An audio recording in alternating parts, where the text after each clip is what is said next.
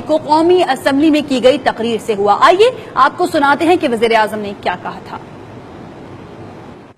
جناب speaker, Dubai اور Jeddah کی فیکٹریوں کے حوالے سے تمام ریکارڈ اور دستاویز موجود ہیں۔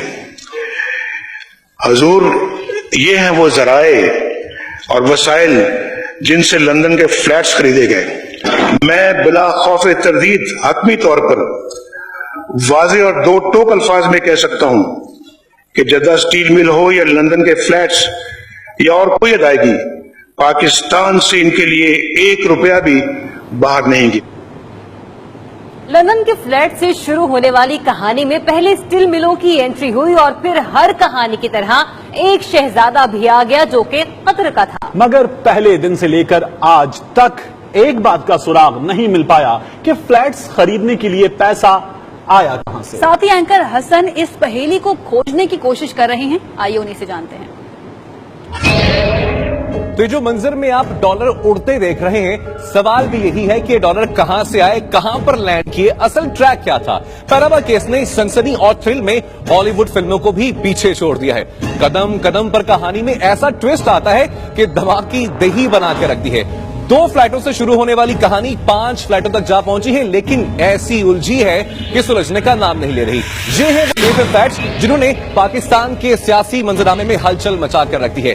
فلیٹ کیسے خریدے گئے، اس کے بارے میں پہلے کہا گیا کہ لندن کے فلیٹ جدہ کی مل بیچ کر خریدے گئے۔ یہ ہے جدہ کی وہ مل جو کہ حسین نواز کے مطابق ادھار کے پیسوں سے لگائی گئی، مگر وزیر اعظم نے قومی اسمبلی میں ایک نئی کہانی سنا دی کہ دبئی کی مل بیچ کر جدہ کی مل لگائی گئی۔ لیجیے، دبئی کی مل تک بھی ہم پہنچ گئے، لیکن وزیر اعظم صاحب نے یہ نہیں بتایا کہ اس مل کے لیے پیسہ کہاں سے آیا۔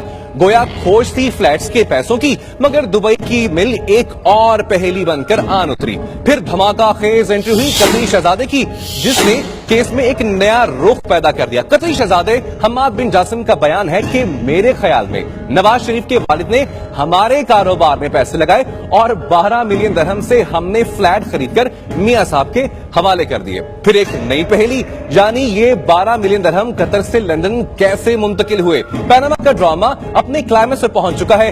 نواز شریف سچ بول رہے ہیں یا حسین نواز، یا پھر قطری شہزادے کا بیان درست ہے؟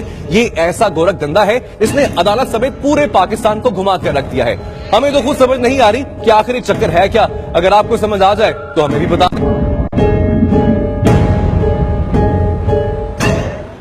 حسن نے اعتراف کیا ہماری طرح کہ وہ اسے سلجھانے سے قاصر ہیں، وہ اسے سمجھ نہیں سکے ہیں، لیکن معاملہ ہے عدالت کے پاس جو اسے سلجھا بھی لے گی اور سب سمجھا بھی دے گی۔ آگے بڑھتے ہیں۔ لندن فلیٹس کی نئی ٹرسٹ ڈیڈ سپریم کورٹ میں